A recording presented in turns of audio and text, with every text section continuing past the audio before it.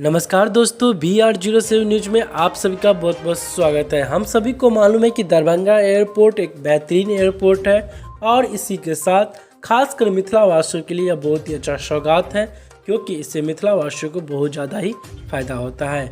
यहाँ तक मिथिला वासियों से लेकर उनके आसपास के ज़िले के लोगों को भी।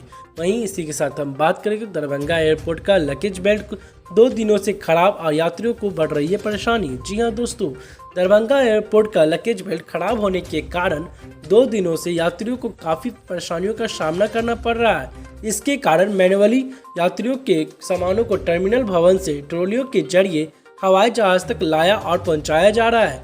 इसमें यात्रियों का काफ़ी समय बर्बाद हो रहा। बताया जाता है कि 5 अक्टूबर से एयरपोर्ट का लगेज बेल्ट खराब है, जो बुधवार तक नहीं बन सका। हालांकि इंजीनियर की टीम लगेज बेल्ट को ठीक करने के लिए पटना से पहुंच गई।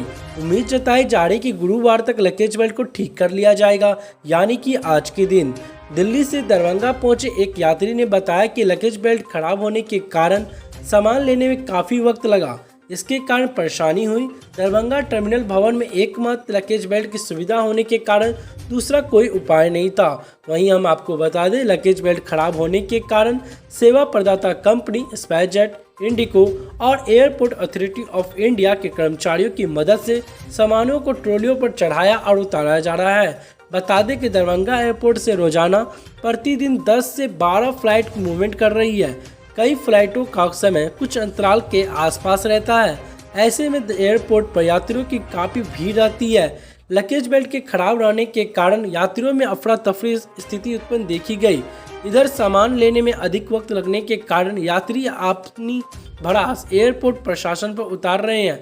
यात्रियों का कहना है कि दरभंगा एयरपोर्ट पर बुनियादी सुविधाएं बढ़ाई जानी चाहिए।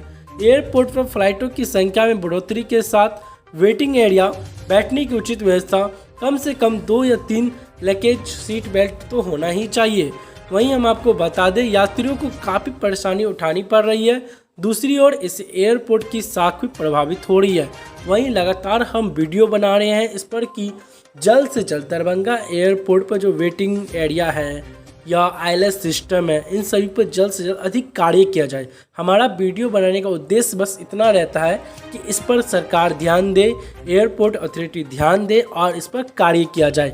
अगर आपको ये वीडियो अच्छा लगा तो आप वीडियो को शेयर जरूर करें दरभंगा एयरपोर्ट के बदलाव के लिए। धन्यवाद।